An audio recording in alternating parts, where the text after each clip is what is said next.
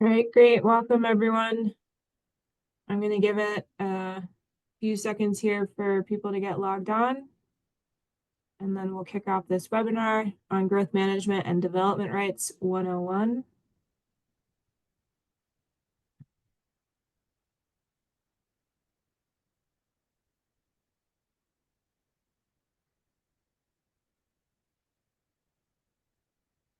Right. We're hitting a steady state of attendees.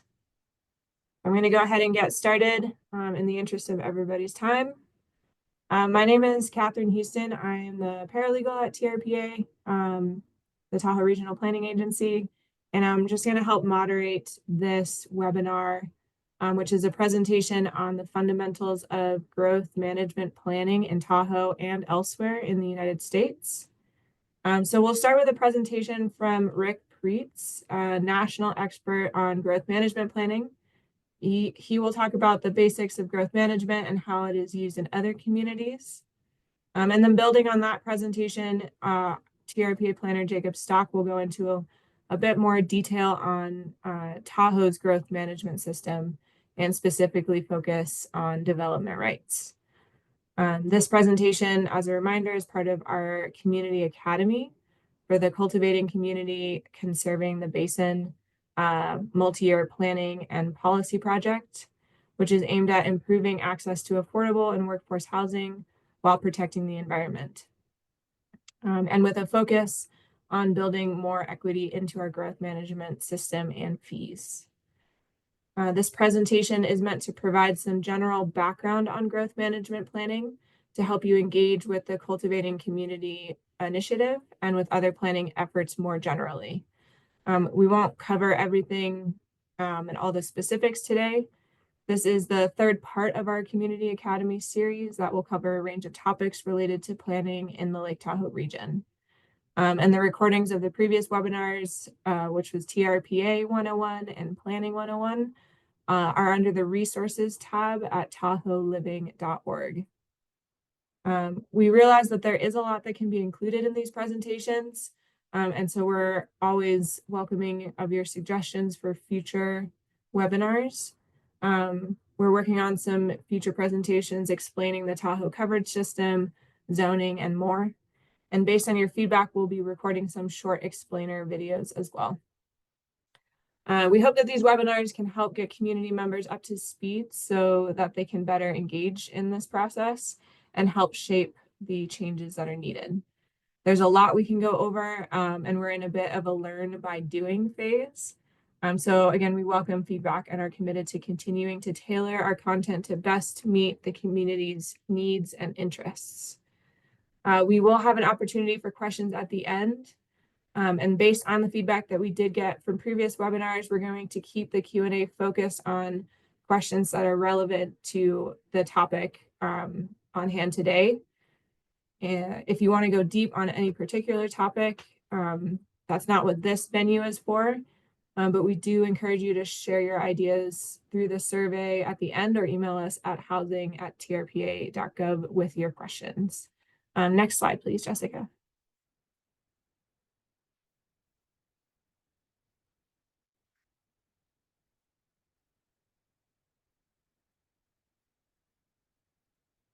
Can I get the next slide, Jessica? Wrong. We're working on it. 1 second. Okay, yeah, no problem.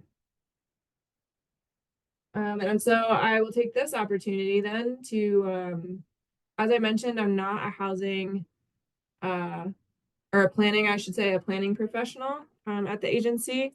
And so I created a resource I thought would be helpful for everyone of just some growth management terms that you will hear throughout Rick's presentation.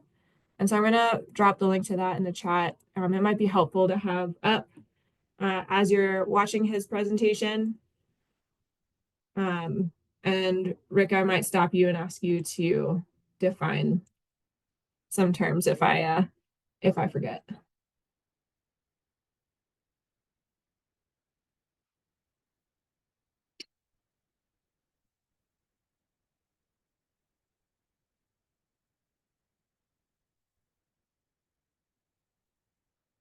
And And thanks for your patience, everyone. Yes, thank you. One more minute. We're switching screens. Okay, cool. Best laid plans.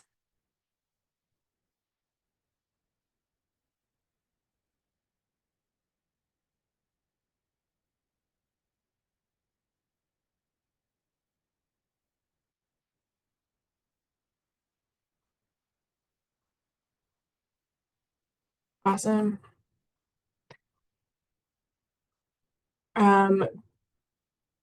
Perfect. So,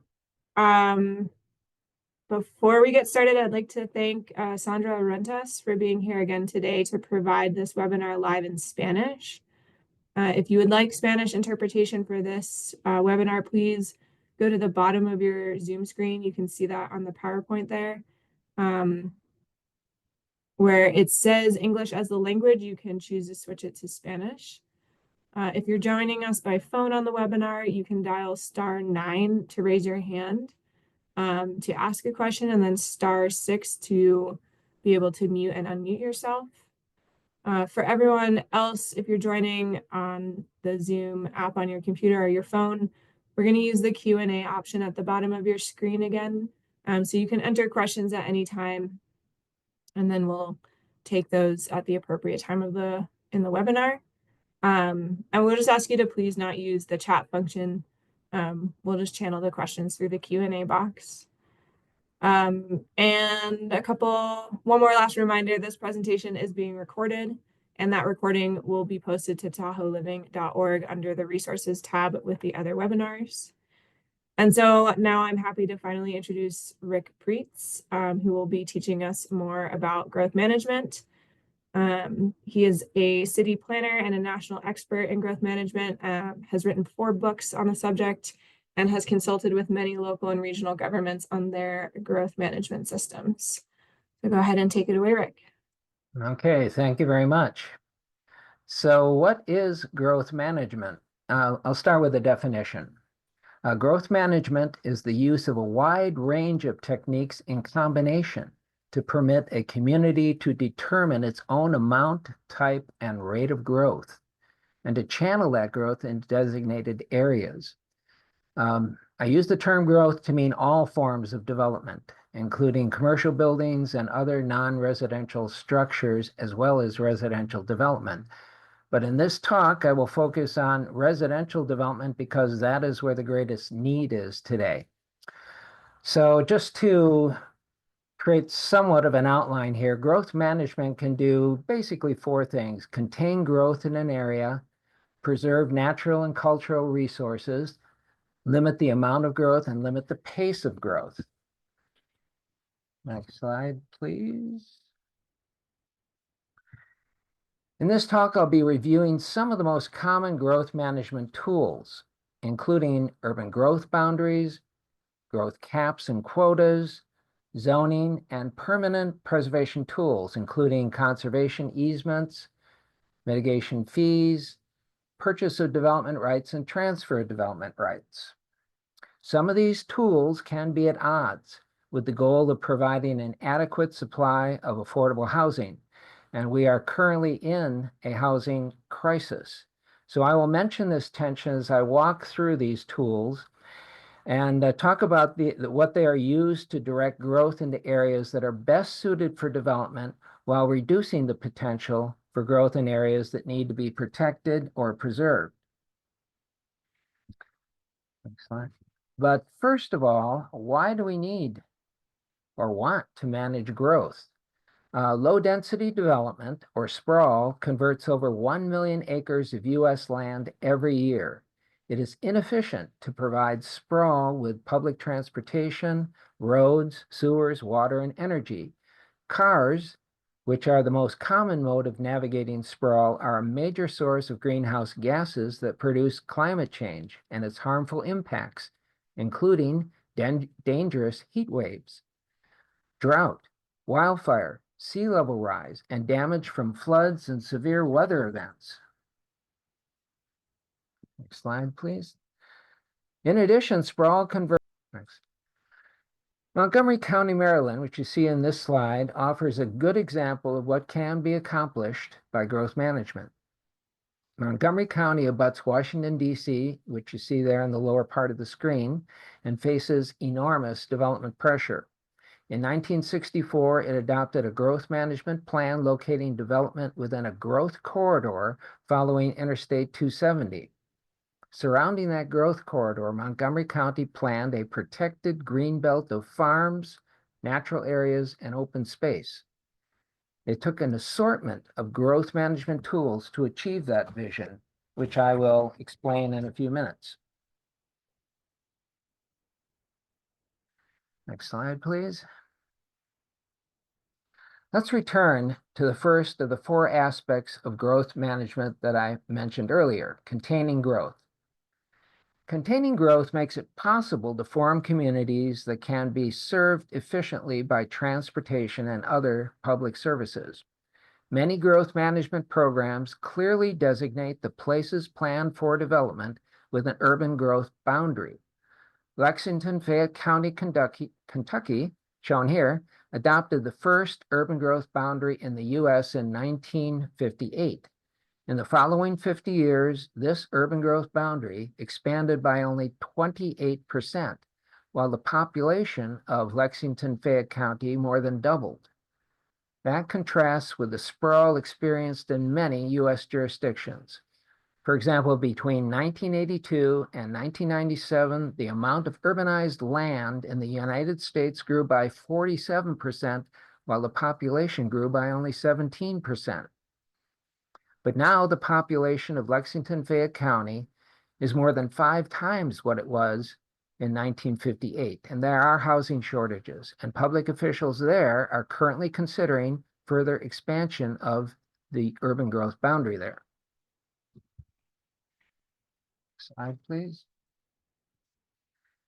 Urban growth boundaries have been successful in several places. Portland Metro in the state of Oregon saw its population grow by 60%, while its urban growth boundary expanded by only 14%. In that time period, 94% of the region's growth occurred within the original urban growth boundary. Next slide, please. But do urban growth boundaries raise housing prices? It depends. In theory, limiting the supply of developable land might cause the price of that land to rise and consequently increase the price of housing. But what if an urban growth boundary allows enough land to accommodate growth projections well into the future? What if the zoning within an urban growth boundary allows developers to need less land per house, and land is only one component of the cost of housing? What if the infrastructure within an urban growth boundary reduces the cost to developers of installing roads, sewers, water, and other services on a per house basis?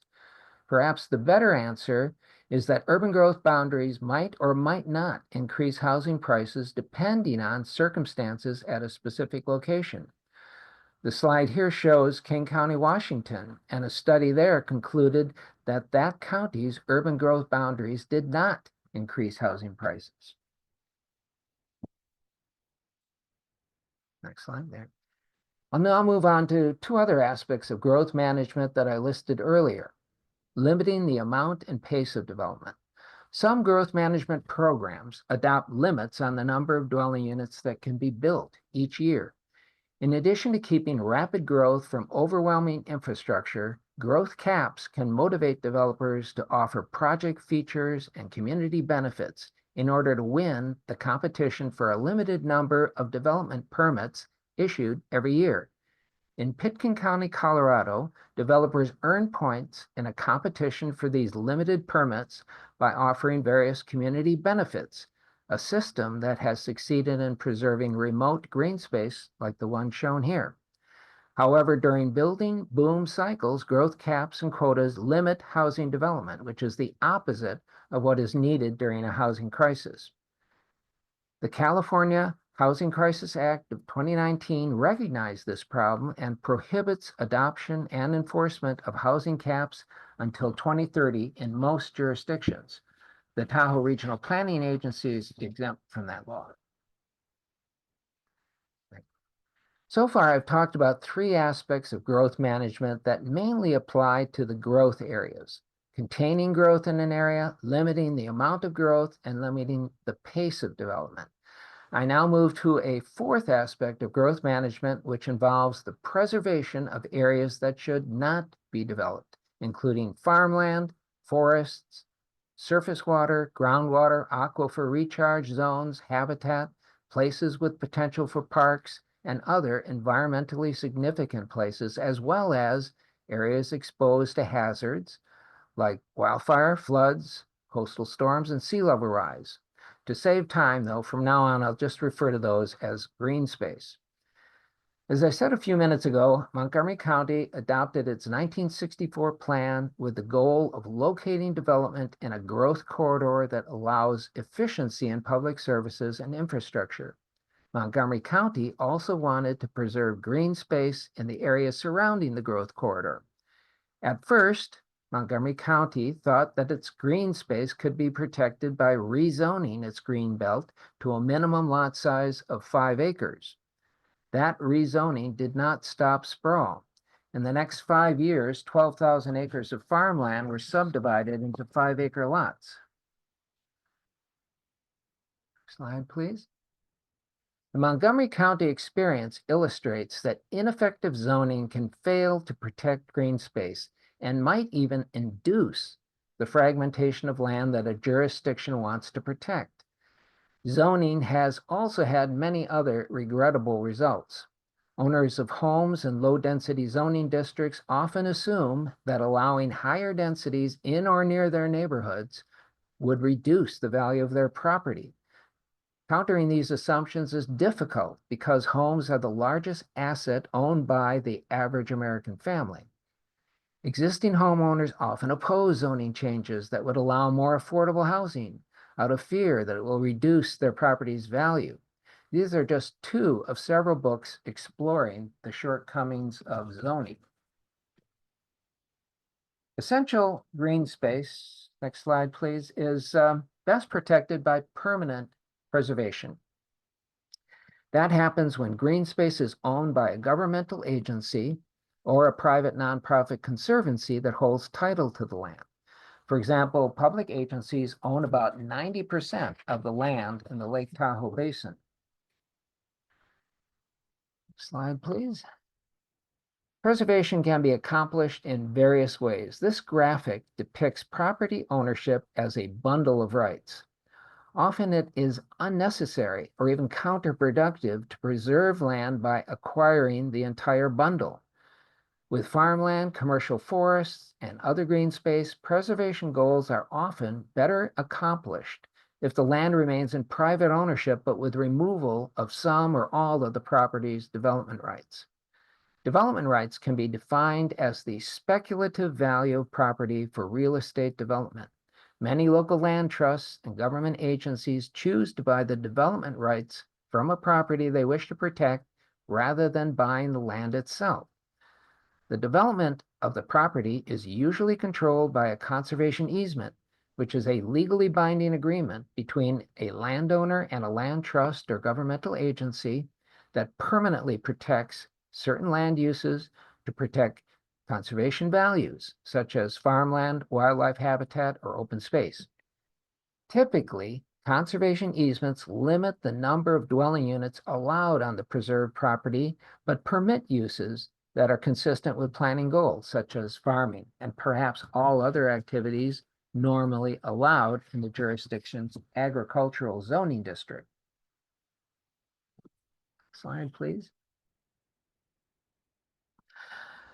Rather than donate, many who are not, oops, that doesn't sound right. Sorry about that. There are owners who preserve their properties just because they want to, but most owners want something in return for voluntarily transferring title or recording a conservation easement on their land. Some property owners donate a conservation easement to a government or a private nonprofit land conservancy and then use that charitable contribution as a deduction to reduce their taxes. Montana alone has 3 million acres under conservation easement, thanks largely to high rollers like Ted Turner, who preserve this spectacular ranch in Montana. Rather than donate, many who are not in Ted Turner's financial position choose to voluntarily accomplish preservation by selling their land or selling conservation easements on their land. This is the 4,500-acre Lost Coast Redwoods.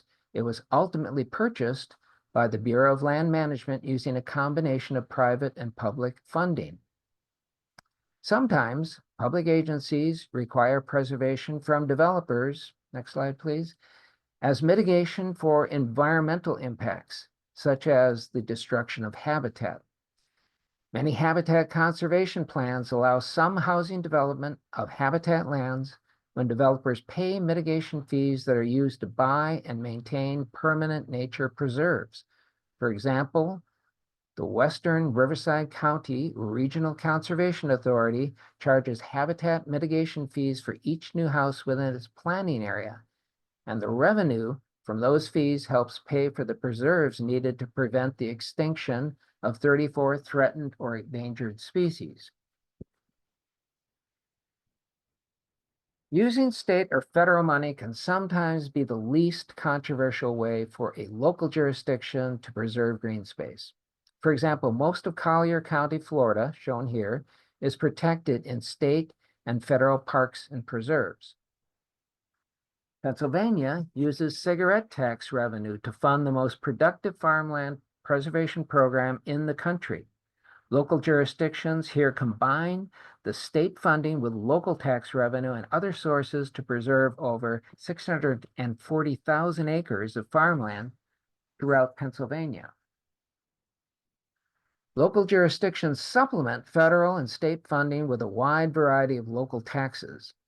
This slide provides examples of jurisdictions that fund green space preservation using property tax, sales tax, and real estate transfer taxes. Slide, please.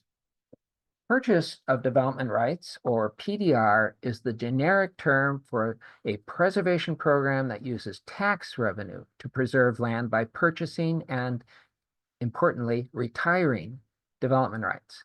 PDR is fairly straightforward, but it can be difficult to convince owners to accept the idea of paying taxes to preserve remote green space.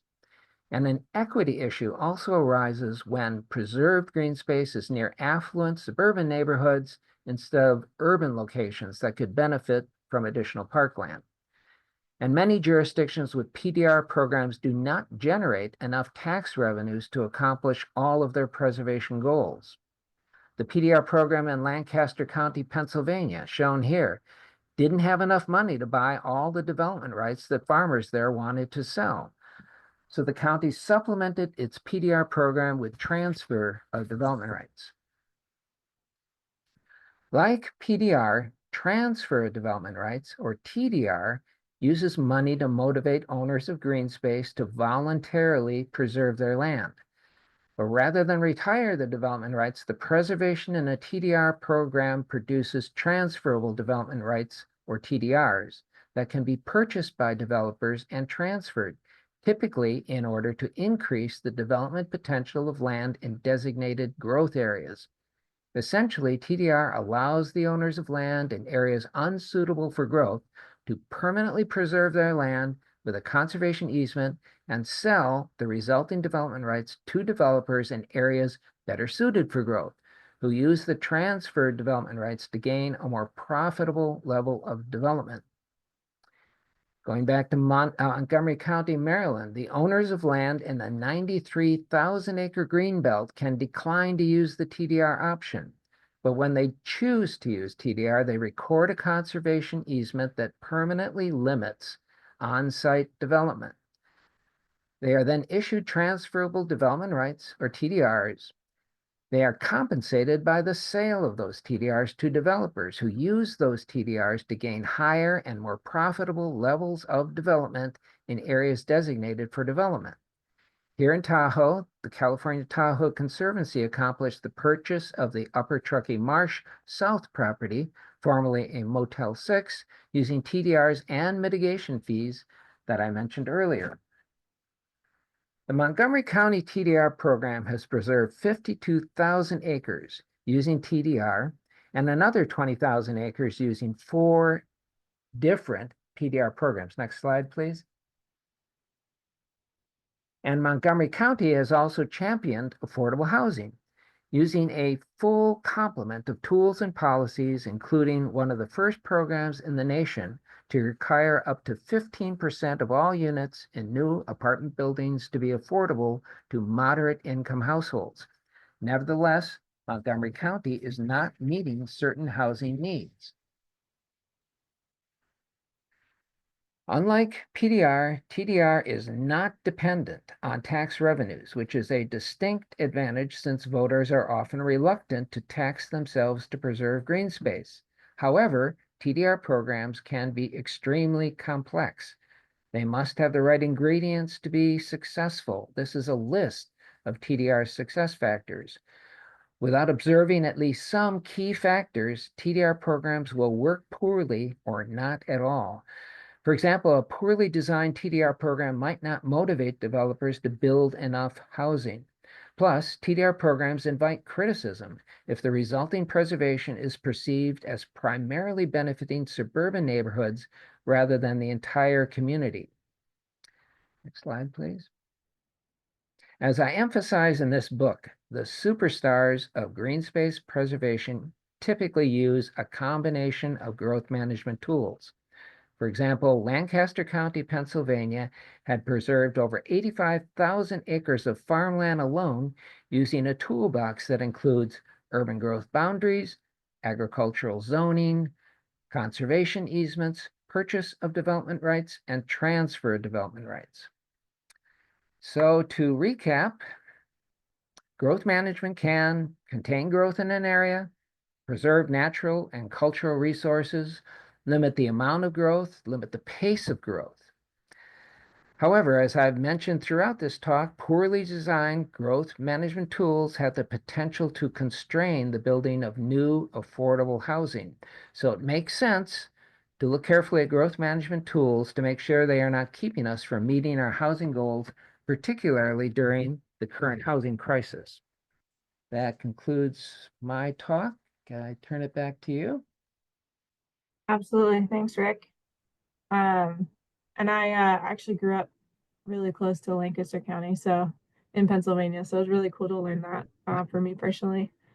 And I think that that example really emphasizes kind of the suite of tools needed for uh, this kind of management. If anybody listening in on our webinar today has questions for Rick, that's more kind of growth management tools more generally, rather than TRPA specific or Tahoe specific. You can go ahead and put those in the question and answer box. We did want to kind of pitch to you, Rick, your thoughts on growth management caps and economic development. Do is there concern that growth management caps can hamper economic development, or what are your thoughts on that? Sure. Well, that term is sometimes used, growth caps is sometimes used to mean a timed cap, meaning a quota that might be so many permits issued per year or for a 3-year period or whatever. And typically those are meant to actually make sure that development can be accommodated within the growth area. In other words, that the infrastructure is there to accommodate that growth and make sure there are no adverse impacts when that growth is actually built and occupied. A different one, development cap might be a permanent development cap, which might be imposed because looking ahead at all of the environmental constraints placed on an area, it might appear as though a certain amount of development can be accommodated and mitigated to less than significant adverse impacts. But there might be some impacts that cannot be mitigated to that extent, and the mitigations that are required to keep the environment healthy might preclude exceeding that cap until for the foreseeable future. And although there might be some who would claim, well, isn't that a constraint on economic development? Another argument, and it's my argument, is that if your environment is unhealthy, that is an economic constraint, and it actually runs against the goal of economic development. So in other words, if the cap is there to prevent unacceptable environmental degradation, then it's actually it's a positive approach to economic development. Thanks, Rick. And just for my benefit, which hopefully is helpful to everyone else, as I have repeated, I think, not a planning professional, can you refresh just one more time? You touched on mitigation fees and their purpose. Can you explain that just one more time? Yeah, that term mitigation fees is sometimes used to talk about all impacts, meaning impacts to infrastructure that growth can cause because perhaps the amount of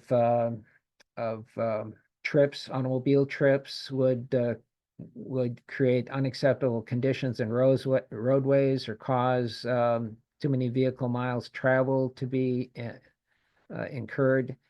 And sometimes a distinction is made between impact fees, the portion of mitigation fees that include impact fees, meaning to pay for offsite infrastructure, versus a mitigation fee, which sometimes is the term used for when the development itself is damaging an environmental resource on the development site, such as if someone is building in a habitat area, which is the Western Riverside County mitigation plan that I mentioned earlier. The mitigation fee there is basically to allow a certain amount of development in the habitat, with the idea, though, that that development is paying in part for the creation of those nature preserves that will protect, keep from extinction the 34 threatened and endangered species.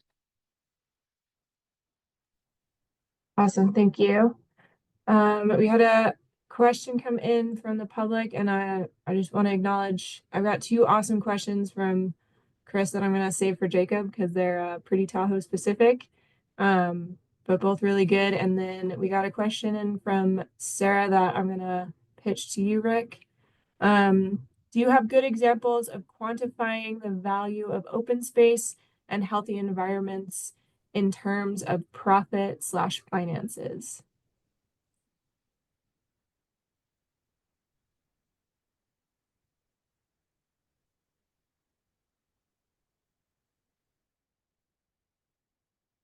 Well, sorry for the delay, but quantifying in terms of monetary value, I assume, is what the question means. And there have been lots of people studying that, to try to quantify particularly what the value might be for, sequestering carbon, for example, under climate action plans and so forth. If the question is, can I cite an individual study off the top that I would recommend? No, I cannot, but I know that there are lots of people working on the quantification of environmental resources and the actual monetary value that they represent in terms of preserving those values, and not only preserving them, but restoring them and maintaining them. Very great, thank you. And I think with that, we might move on to Jacob's part of the presentation. We did get a couple, yeah, we have good questions already queued up for Jacob. But let's go ahead and talk a little bit more about Tahoe. Thanks, Catherine, and thanks, Rick, for the really interesting presentation. My name is Jacob Stock. I'm a senior planner in TRPA's long range planning team. I'm here to talk about the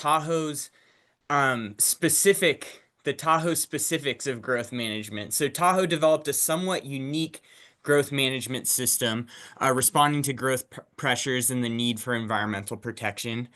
So building off Rick's overview, in Tahoe, we have a development rights growth management program. So our program is based primarily on development rights. We also have mitigation fees. So those are the tools in our toolbox here that we've been using. We don't have a true urban growth boundary like uh, the urban growth boundaries that Rick described in Lexington and Portland.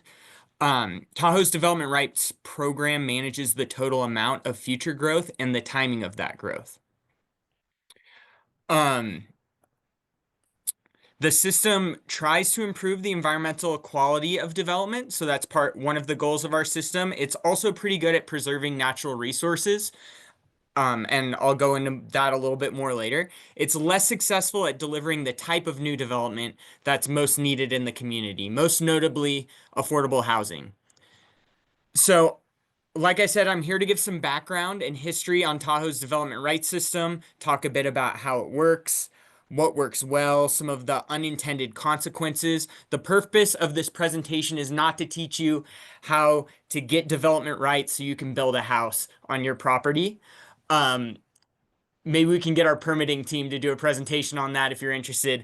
But rather, I want to give you an overview of growth management best practices that came from Rick and our current system from me to help you engage in an effort to make changes so that our system can respond to some of these unintended consequences, particularly to affordable housing. So let's start with some background on how we got where we are. In 1960, there was the Winter Olympics was hosted in Olympic Valley, right here, just outside of the Tahoe Basin. This was a strong turning point in Tahoe's human history. The Olympics reintroduced Tahoe to the wider public directly through their television sets as the year-round playground. This created mass interest in the area, desire to own a piece of the action, and with it, unregulated, sprawling development typical of what you'd see in many other communities in the 20th century. On the left, you see the Upper Truckee River Meadow in its natural state. This was once the largest meadow in the entire Sierra Nevada. On the right, you see the Tahoe Keys, constructed in the middle of this environmentally critical area. At the time, at the time of the 1960 Olympics, a little bit after that, during the 60s, there was even a proposal to build a city the size of San Francisco in the Tahoe Basin. So it was becoming clear through the 1960s and by the late 1960s that growth management was needed to rein in this development boom. And the environmental impacts of unconstrained development were especially concerning. Developments like the Tahoe Keys led to rising nutrient levels, feeding algae, sending large amounts of fine sediment into the lake. Tahoe's growth management system would need to address these impacts on the natural environment. Next slide. So as you might recall, if you tuned into a TRPA 101 presentation a couple months ago, these issues led to the approval of the Bi-State Compact ratified by the states of Nevada and California and the U.S. Congress that gives the Tahoe Regional Planning Agency, the mandate to achieve environmental standards while allowing for orderly growth and development. Next slide. So, in 1987, TRPA established our development rights system of growth management. At its most basic level, our system requires that a property owner obtain a development right before building on a property. Those development rights can be sold and transferred from one property to another, and we have incentives to transfer development out of sensitive areas like along streams and into non-sensitive areas like town centers. Sort of like the TDR system that Rick explained earlier. So there are three types of development rights that are the focus of our discussion today, and these are usually what people think of when we talk about development rights in Tahoe. We have tourist accommodation units that are needed to develop new motel rooms or hotel rooms. Each TAU, as we call them, corresponds to the right to build one hotel room. So to build a new hotel with 60 units, you'll need 60 TAUs. Commercial floor area is required to build new commercial space. Unlike tourist and residential units, commercial space is measured by the floor area or the size of the space, not by the number of units. So commercial floor area is measured and talked about in terms of square feet of commercial floor area. A residential unit of use is required to build a residential unit. Like TAUs, one residential development right is equal to one residential unit. That holds true if you want to build a large single-family home or a small apartment unit. Both require one development right. And I'll talk a little bit more about that later. Next slide. So first, I want to get into a little bit more detail about residential units of use and how the Tahoe system is unique from other areas. So in most cities or counties, all you need is a vacant buildable lot, and the local zoning determines what you can build there. So for example, if you have a lot that is zoned multifamily, then you can build an apartment building that meets the size and density rules for that zone. In Tahoe, we also require a buildable lot like in any other city or county. We also have zoning and rules for building size and density, but we require an extra piece called a residential unit of use or development right before you can build. So a residential unit of use consists of two pieces: the single development potential that automatically comes with every residential parcel, that's the vacant lot, plus an allocation. This is the timed unit of development. Together, these create a residential unit of use or a full residential development right. Allocations are released by TRPA every 2 years. They're either distributed or saved by local governments. Allocations control the total amount of future development, so there's a limited growth cap and a limited amount of development rights, and the timing of development, since they're released in batches of every 2 years. Next slide.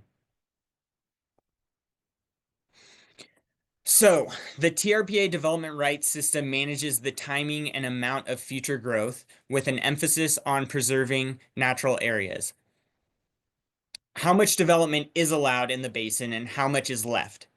The 2012 regional plan set the cap on residential units at about 52,500 units.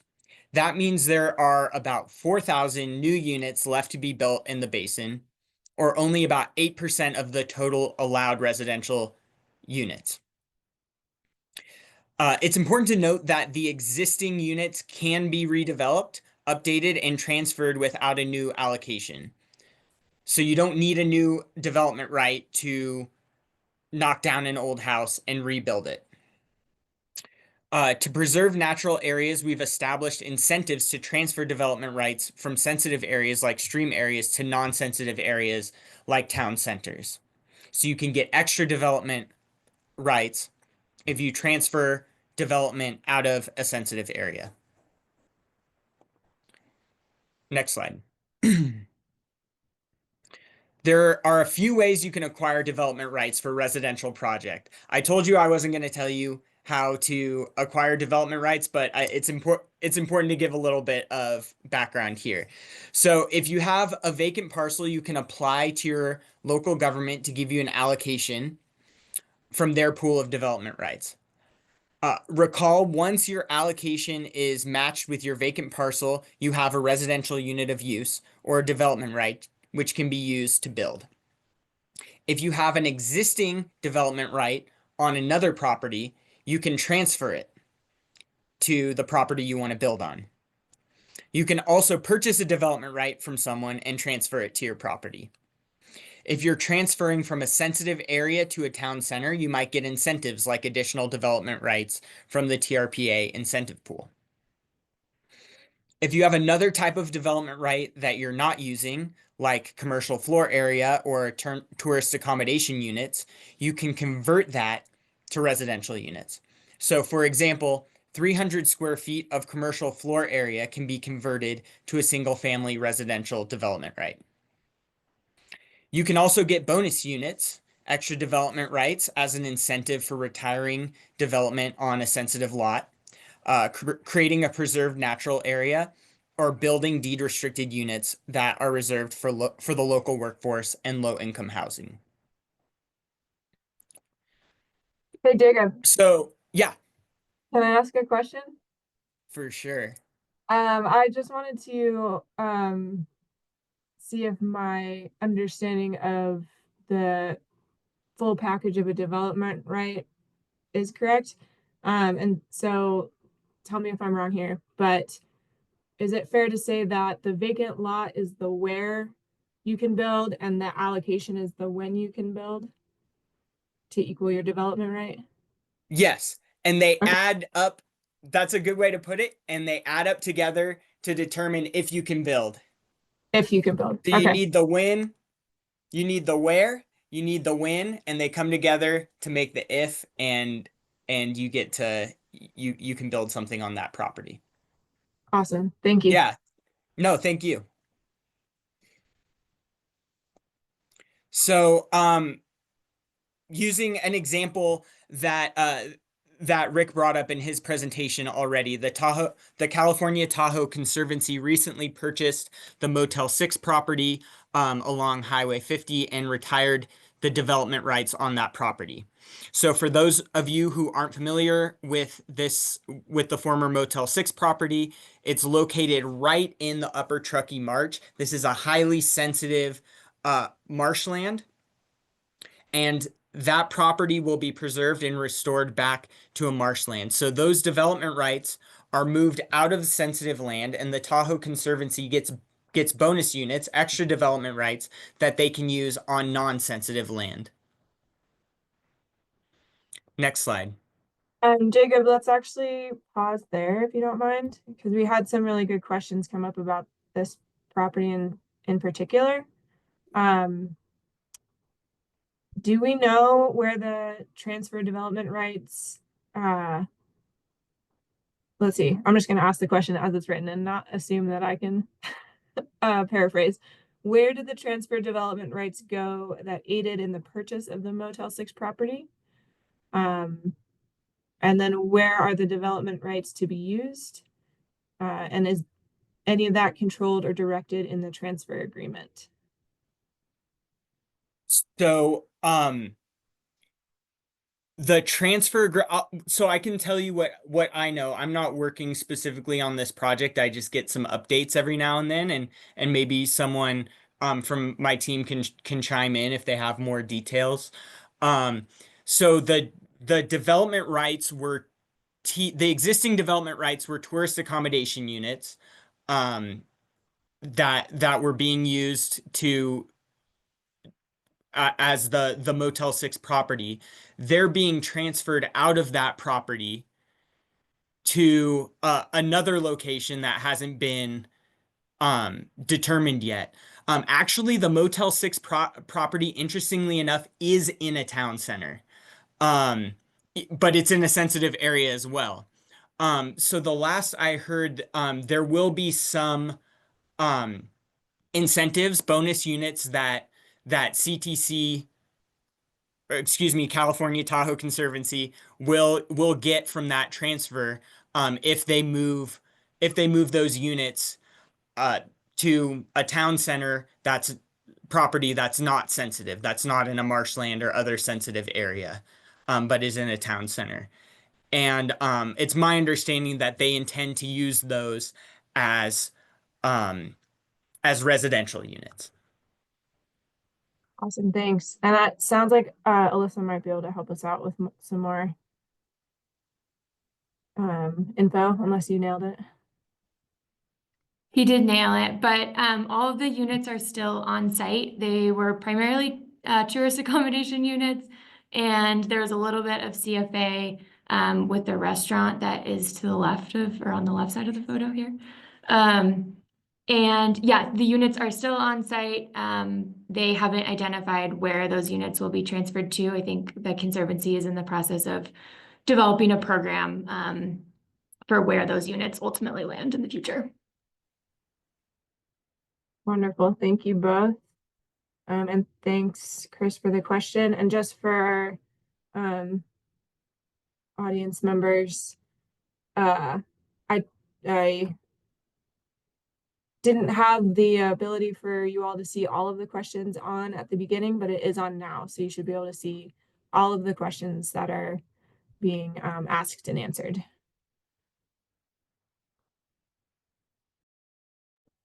Okay. Shall I continue? All right. Yeah. So yeah, that was actually a great stopping point. So thank you, Catherine. Now that we've summarized the high points of Tahoe's development rights system, let's go over the impacts, both successes and unintended consequences. So I've mentioned the 1960 Olympics and the 1987 Regional Plan as major turning points for development in the basin. 1960 saw the start of the big development boom, and 1987 saw the introduction of a development rights system that slowed and capped development. This is really evident when you look at growth patterns on the South Shore. So here's a map of the South Shore pre-Olympic boom. Could you go to the next slide? And boom time. So developed parcels on the South Shore nearly tripled between 1960 and 1987. And can we see the next slide, please? And post-1987 plan. So the development rights system drastically slowed the pace of development on the South Shore. In the 27 years from 1960 to 1987, 8,400 parcels were developed on the South Shore. In the 36 years after the development rights system was established, 2,200 parcels were developed in the same area. So the plan successfully slowed development and created conditions allowing the Forest Service and state agencies to conserve a lot of non-urban land and some urban lots as well. Next slide, please. The system has also encouraged higher quality redevelopment. So development rights were transferred from sensitive areas to create Heavenly Village, which was a successful redevelopment project. Next slide.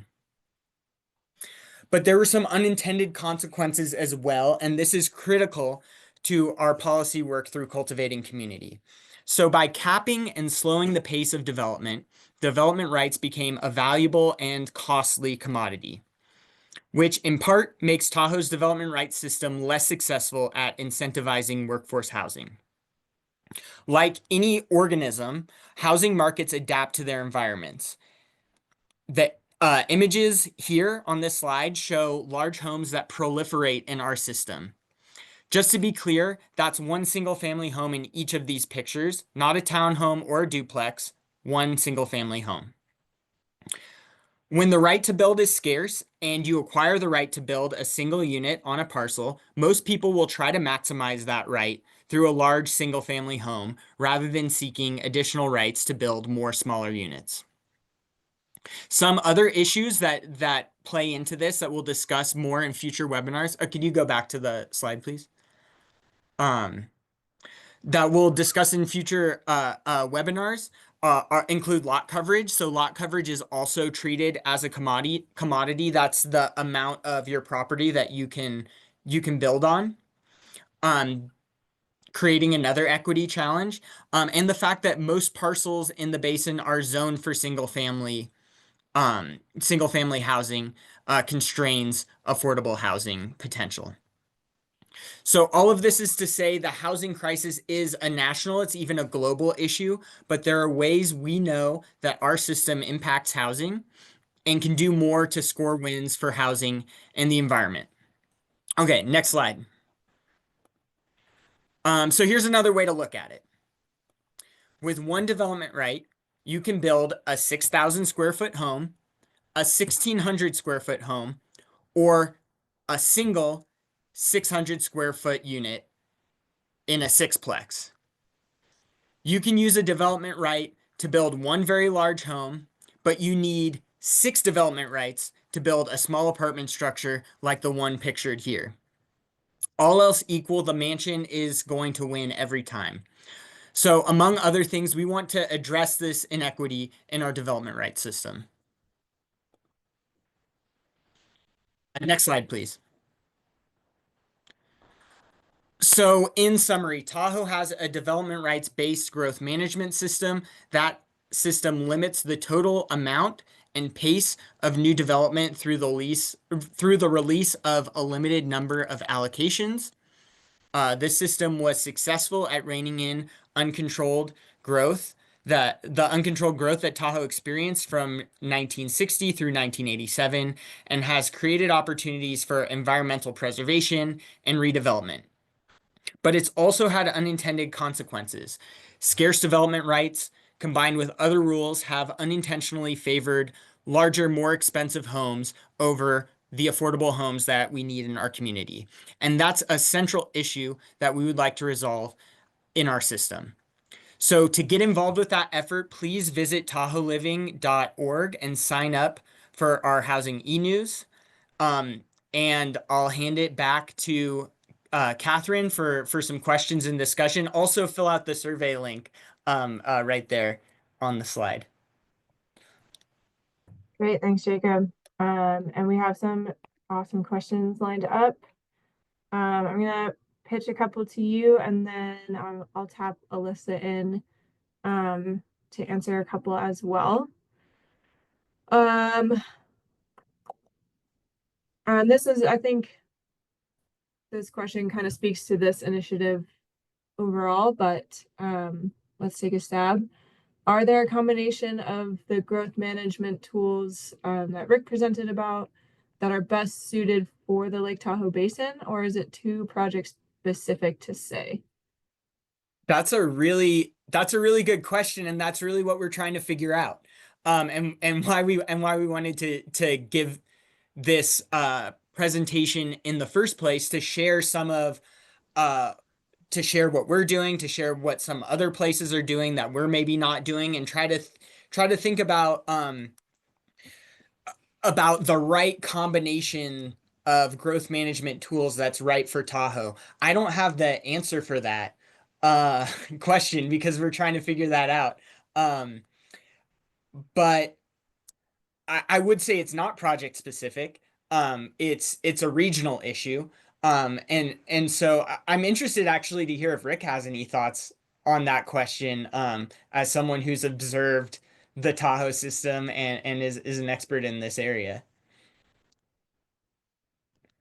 Yeah, I think some of the things you already mentioned are the right way to go. There are many programs, maybe even most TDR programs, that distinguish between different kinds of housing. In other words, even in Montgomery County, you can get 2 multifamily units for a TDR versus 1 single family. There are spreads that go all the way from 1 TDR allowing, well, up to 10 units in some cases for 1 TDR. So you can adjust the system in that way to get the affordable housing that you need. If when you have a bank, also there are ways, TDR bank, there are ways of selling those TDRs that can also serve those interests. The Palm Beach County program, for example, they sever and hold their own rights, and they sell them to developers. And when they practically give them away for affordable housing, but then the price goes up depending on what that TDR is going to be used for, up to several $1,000s for a TDR that's just being used for a large home. Yeah, I actually wanted to add a little bit to that now that I've come down from presentation mode towards answering questions mode. Um, some of the stuff that we've talked about as long range planners, some things that we've talked about exploring in our growth management system include a floor area uh based basis for development rights. So what we've kind of been calling it like scaled development rights. So instead of one unit being worth or one RUU being worth one unit, no matter what the size of that unit is, we say the RUU is worth a floor area amount. And if you want to build a bigger house than that, then you have to get more residential units for that. So that's one thing that we've talked about in the office. I'm also interested in what a growth boundary type um tool would look like in Tahoe, particularly around stormwater management. And we'll talk more about stormwater in our next webinar too. So these are some of the ideas we've been thinking about in the office. Great, thanks, Jacob, and thanks, Rick. All right, I'm gonna combine a couple other questions as they're related. And Jacob, this is a definitional question. Can you explain the difference between affordable housing and achievable housing? Part one. Yeah, I would love to have if I had my code in front of me and I could read you the exact definition of each of these things. Affordable housing is based on median income. These are both terms that are defined in our code of ordinances that are used primarily for housing deed restrictions. So affordable housing is based on median income. So someone who is living in affordable housing should make 80% or below the area median income. Achievable housing is based on uh, work residency. So if you are a professional working or a person working 30 hours or more in the basin, then you could qualify for achievable housing. There's also an income option there too. So if you make below, I think 120% of the area median income, you could also qualify.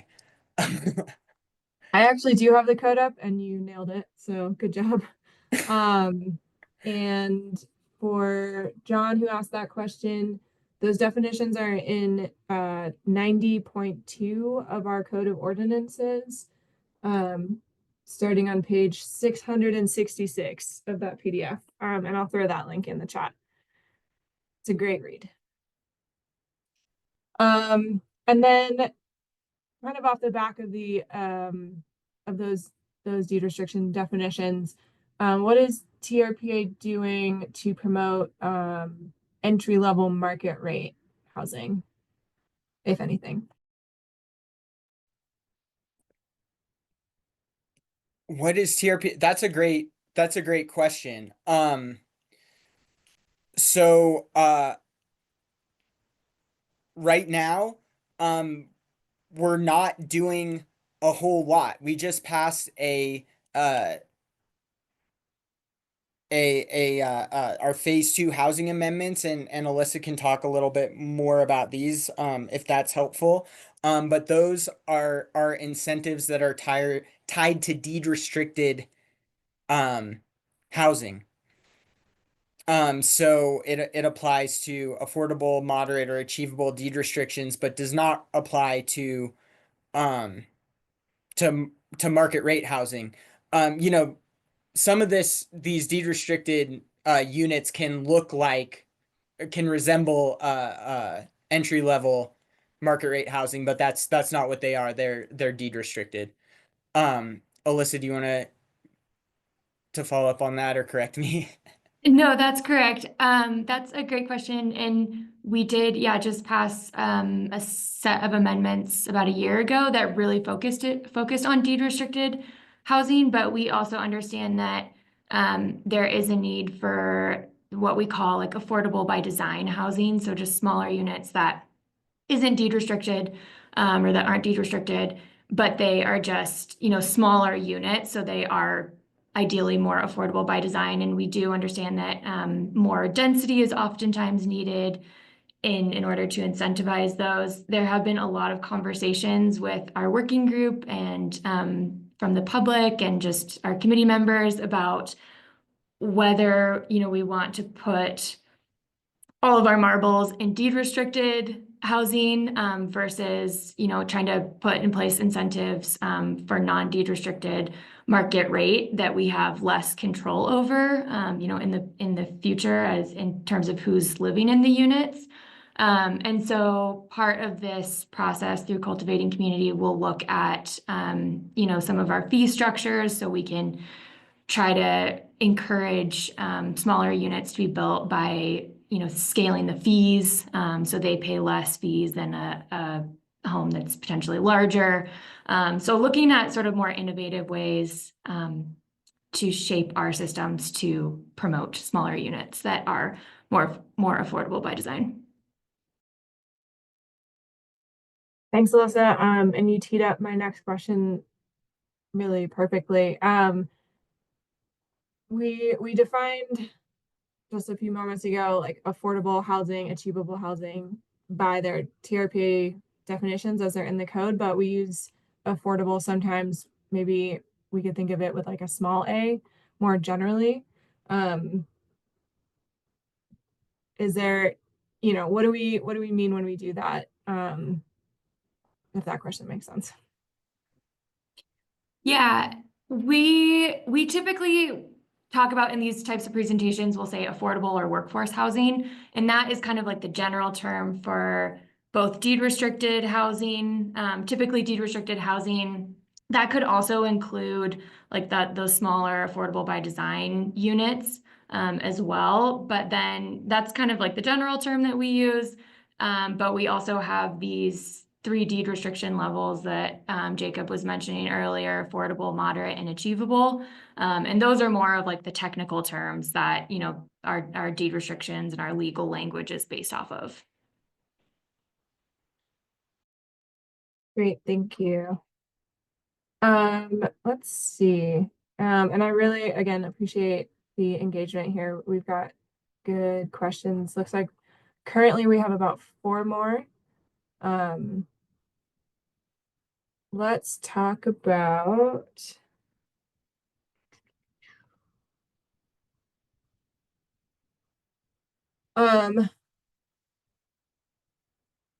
let's talk about maybe perception of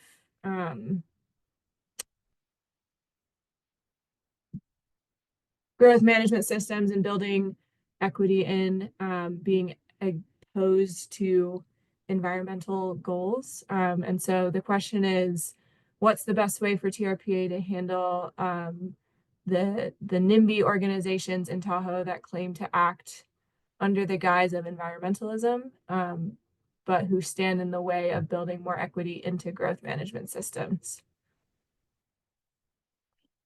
Yeah, I can take this one. I think we have a lot of very passionate folks in the basin, and we're lucky to have that people are engaged and want to be part of the discussion. I think, one of the reasons why we're doing these webinar series is to educate folks on our systems, because as you can see, our development rights system is just one of the systems that we have at TRPA, and it's very complex. So we're trying to educate folks so they can be better informed on our process, and they can help us make changes. And I say that, no matter what your perspective is, I think it's just helpful to be informed and in order to give us meaningful input. Thanks, Alyssa. I'm going to keep you on the screen for one more question, at least. If a tourist accommodation unit, or TAU, is for transient stays of 30 days or less, why don't short-term rentals need a TAU to operate? Yeah, so TAUs are tourist accommodation units, and we've had this system since the 80s, so long before Airbnb was a thing. And we did, back in 2019, we had a conversation with our board about short-term rentals and what we want to do with them. And ultimately, our board decided that the local jurisdictions should really be in the driver's seat for control of what they want to do with short-term rentals in their jurisdiction. And so we have programs with the local jurisdictions now. We did not change our development rights system to require that a TAU be used for a vacation rental. Again, we've sort of left that up to the local jurisdictions. That is, I would say, on the table for this discussion. It's part of the development rights conversation. So, if you have thoughts about that, we would love to hear them.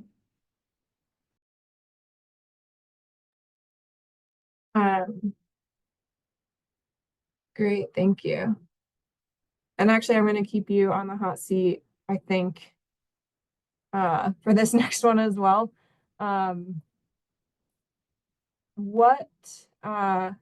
going to use the quotes that the author used as well. What pool do the incentive bonus units, I think, come from when TRPA gives extra units to transfer retiree units out of a sensitive area? And how is this determined? And I think we were talking about that with the Upper Truckee Marsh South, formerly Motel 6 property. Yeah. So the bonus units come out of our bonus unit pool.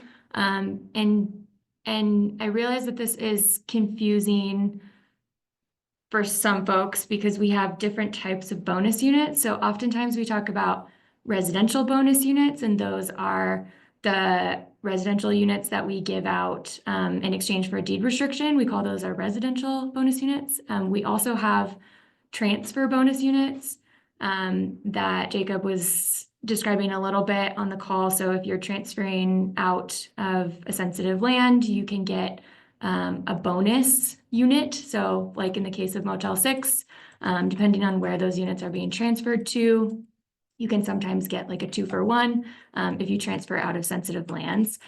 And those bonus units are coming, are typically coming out of our bonus unit pool. So we have a few different pools, and those, they are all coming out of our pool.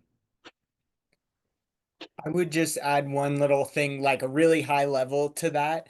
The idea behind awarding bonus units or transfer incentives, kind of building off of what Rick was talking about. The idea behind that is that there is a value, there's a value to preserving and restoring certain types of environmentally sensitive areas, and that there's different impacts of development based on where you're building. So if you're building in an area that's not environmentally sensitive, then maybe the impact of extra units, the impact is the same of building multiple units as it would be of building one unit in a sensitive area. So there's kind of like these two ideas here of the value of protecting open space, and the different impacts of development are not the same based on where you're putting that development.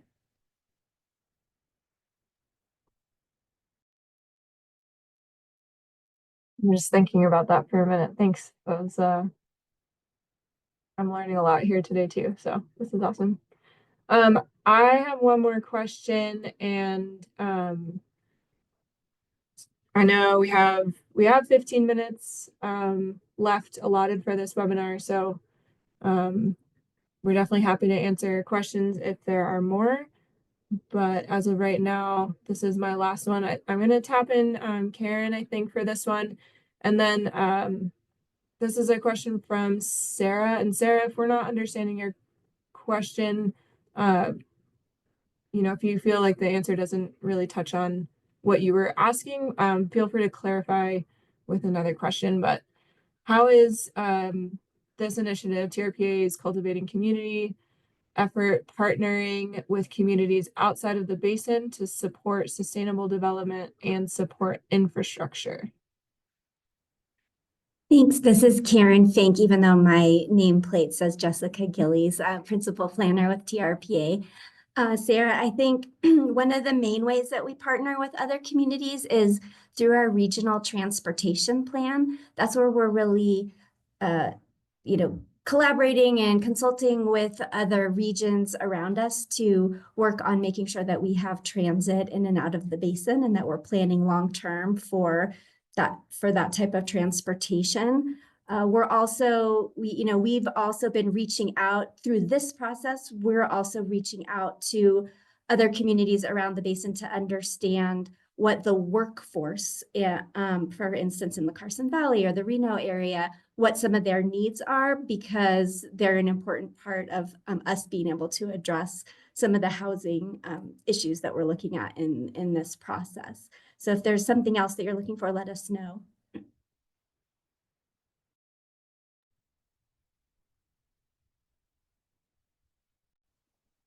As she said, that was what she was asking. So thank you. Thank you. All right.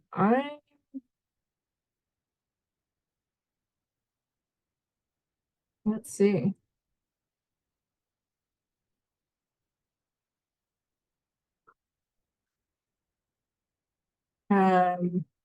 Looks like we've answered all the questions. I'll leave it to you if we want to have a discussion about, okay, great. So I think we're gonna give everyone 12 minutes of their day back to maybe contemplate growth management solutions for the Tahoe Basin. Please do provide feedback in the survey. Thank you all for participating today. I learned a lot, so hopefully you did as well. And stay tuned for our next webinar session. And many thanks to Rick for joining us today and giving us some of his well-earned knowledge. Thanks for inviting All me. right. Yeah. I'm going to end this webinar. Thanks again, everybody.